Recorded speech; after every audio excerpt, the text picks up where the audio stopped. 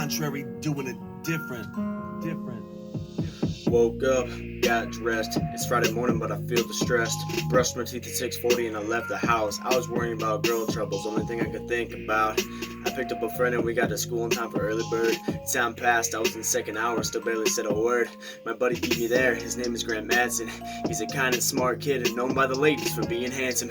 He greeted me with a smile and a good morning as I walked past him and asked if I brought my A-push and had the answers. I replied a little, but it's not done, and he asked me to bring it over anyway. I guess some is better than none. We moved on with class. He always started it out by playing plug walk, and I helped him code a little bit, but other than that, we didn't talk.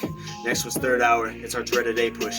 He gives me a look from a few seats away that reads, "This ain't good. Have to read over 100 pages by the end of next week. We're constantly going down a hill that keeps getting more and more steep." The bell rings, and Grant and I leave at 10:30. I see him again in the 6th hour, but this time I'm early. I flipped forward at the table and adjusted the chairs accordingly. I was being a teenager, just annoying and disorderly. The teacher walks in and she isn't happy. Her mood turns mean, snarly, and snappy. Asks who did it and everyone looks around. Thought I'm in trouble again, I guess I'm going down. But then Grant interrupts her anger and offers to fix the table. No hesitation, we get up, arrange it, and her mood returns stable. Moving on in class, we have a small project, a short slideshow and some small history nonsense. Grant and I ended up in the same group with Emma and Alana. We got done early, with no arguing and no drama. And every Friday, our teacher told us, drive safe and wear your seatbelt, make good choices. But on the end of class that day, all I could hear was students' voices. I was the first time I didn't hear those words after class. She was busy, her mind was moving too fast. And I didn't say goodbye to Grant as I left. And that was the last time I'd see him in person, and I loved him to death. He passed on that Sunday, February 10th. I went back on Monday, the whole school was a wreck. Oceans could have been formed from tears. How could this happen to us? I wasn't surprised, but a large majority of our school never showed up. I started with early bird and we cried together. There's nothing that could be said now to make us feel better.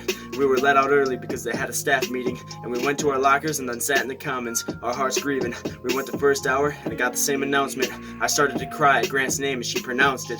I barely made it through class and went into second hour. He wasn't there and I felt weak. Crushed, no power.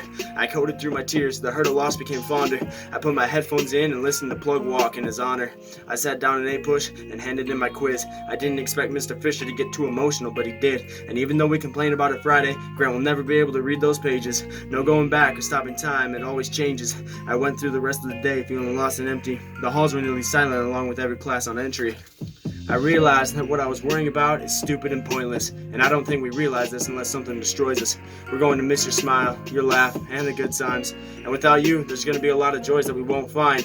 No more complaining about A-push, no more coding, no more basketball, no more golf, no more parties, no more jokes in the hall, no more college, no more career, no more vacations, no more restaurants, no more late nights, no more explorations. We didn't deserve you, King. You're in a better place. We know we'll see you again in heaven with a smiling face.